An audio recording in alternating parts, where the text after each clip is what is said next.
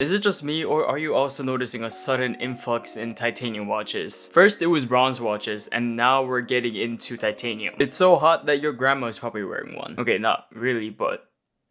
Anyways, so my taste in watches is quite simple.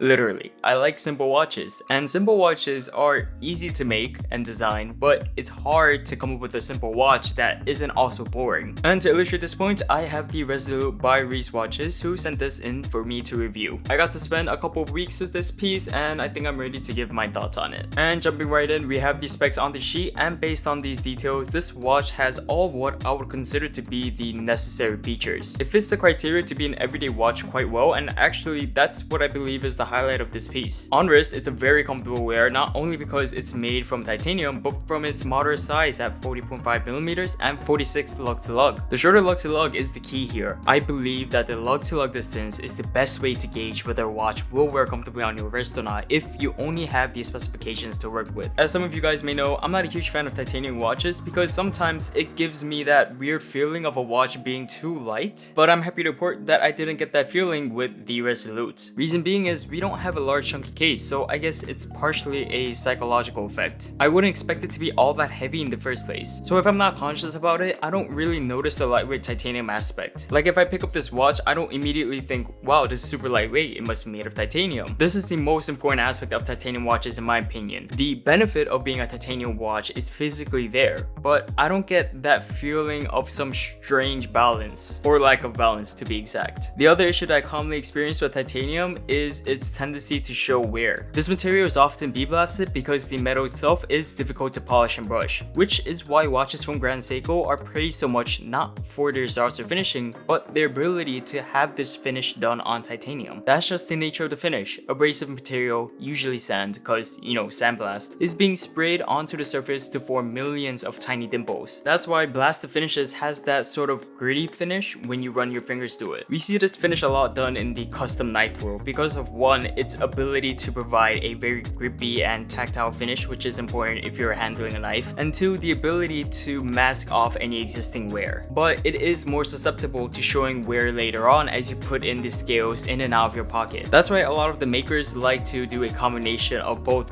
blast and stonewash finish when they're making titanium scales. And that's my little tangent on custom knife making. On this watch, we have a blasted matte finish, but it's given a coating called Ultra Hex that makes it 8 times harder than 316L stainless steel apparently. And based on my test, it does seem to be less prone to showing wear. I don't see any on the case at all actually, and I haven't babied this. I never baby test units, plus it's also been with other reviewers. So this makes for easier wear because one, it's not disproportionately lightweight, and two, it is less likely to show wear. Which also applies to the crystal because it is sapphire crystal with an undercoat of AR. Now build and material side, the design of this watch is nothing flashy or out of this world. Obviously this one has a bluish teal dial and rather questionable strap. I would personally swap this out for a nice leather or NATO, but looking at it as a whole, it's a quite simple design. We have stick indices, pencil hands, date at 3, and a minutes track going around, so this is a very blueprint or textbook aesthetic. It has everything that's needed and nothing in excess, which I really like. It flows well with the field watch aesthetic because this clearly isn't meant to be a dress piece.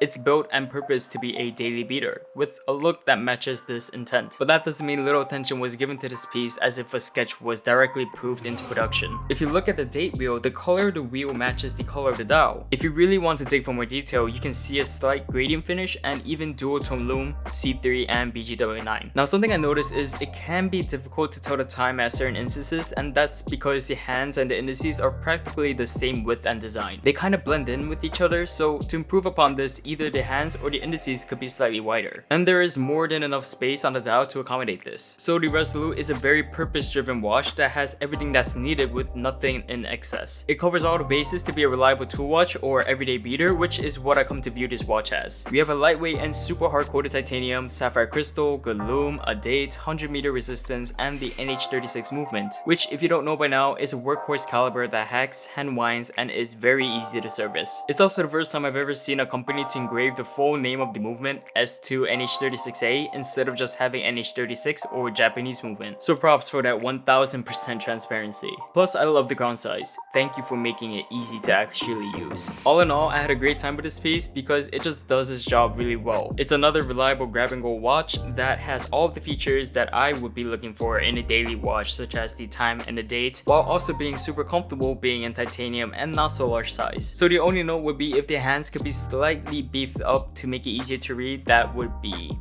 So let me know what you guys think about the Resolute by Reise watches. I'll leave links in the description box below for you to check it out. Thank you so much for watching. If you enjoyed this video, please give it a thumbs up. Consider subscribing if you haven't already. Follow me on Instagram at loom_shot, and I'll see you guys in the next video. Someone told me that showing the back of my hand could be kind of rude, so see ya.